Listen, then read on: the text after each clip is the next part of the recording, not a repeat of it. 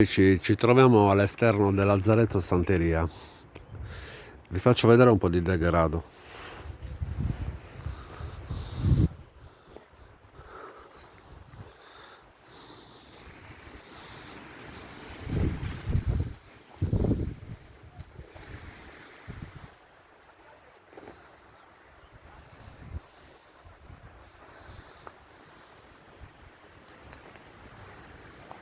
Oramai questi rifiuti ci stanno mesi e mesi, nessuno che interviene, nessuno che ripulisca la zona. Guardate qua.